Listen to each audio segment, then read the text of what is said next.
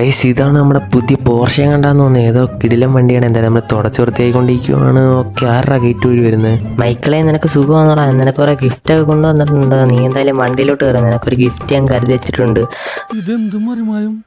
Okay, എന്തായാലും നീ വണ്ടിയിലോട്ട് കയറി. ഞാൻ കൊണ്ടുവന്നിനെ ആ സ്ഥലത്തോട്ട്. ഗൈസ് ഇവൻ നമുക്ക് ഗിഫ്റ്റ് തരാന്ന് പറഞ്ഞ് എങ്ങോട്ടോ കൊണ്ടുപോകുന്നുണ്ട്. എടാടാ പെല്ലെ ഓടിക്കടാ വണ്ടി, നശിപ്പിക്കല്ലേ, പുതിയ വണ്ടിയാ. നിനക്കറിഞ്ഞൂടാ, ഞാനൊരു പ്രൊഫഷണൽ റേസറാണ്. നിനക്കറിയാത്തോണ്ടാ. കുറെ വേൾഡ് കപ്പ് ഒക്കെ അടിച്ചിട്ടുണ്ട് ഞാൻ. എടാ ഗിഫ്റ്റ് തരാന്ന് പറഞ്ഞ് നീ എന്തോ എന്നെ ഷോറൂമിലോട്ടുണ്ടെന്ന്. ഇവിടെ എന്തോ ഗിഫ്റ്റ്? എടാ, ഇവിടാണെങ്കിൽ ഒരു പുതിയ വണ്ടി ഉണ്ട്, ഒരു മസ്താങ് ഫുള്ളി മോഡിഫൈഡ്. നിനക്ക് എന്തായാലും അത് വാങ്ങിച്ചു തരാമെന്ന് ഞാൻ വിചാരിച്ച്. എടാ നിനക്ക് ഇത്ര സ്നേഹം ഉണ്ടായിരുന്നോടോ. എന്തായാലും എനിക്ക് ഇഷ്ടപ്പെട്ടു കേട്ടോ, നല്ല മസ്താങ്. സാർ, ഞാൻ എന്തായാലും ഇതിൻ്റെ അകത്തൊന്ന് കയറി നോക്കുവാണ്. എനിക്ക് ഈ വണ്ടി വാങ്ങാനാണ്. വണ്ടിയുടെ അകം എങ്ങനെ ഉണ്ടെന്ന് നോക്കട്ടെ. ഗൈസ് ഇവൻ വണ്ടി നമുക്ക് വാങ്ങിച്ചു തരാനാണെന്ന് പ്ലാൻ. എന്തായാലും സ്നേഹമുള്ളവനവൻ. ഇപ്പൊ എല്ലാം ഓക്കെ. എന്തായാലും അവൻ ടെസ്റ്റ് ഡ്രൈവ് അടിക്കാൻ പോകുന്നുണ്ട്. എന്തോന്ന് അറിയത്തില്ല. ഓക്കെ, വണ്ടിക്കകത്തൊരു എടി ഇവെന്തോ വണ്ടി സ്റ്റാർട്ടാക്കി എങ്ങോട്ട് പോകുന്നില്ല. ഇവനെന്ത് പ്രാന്തായ.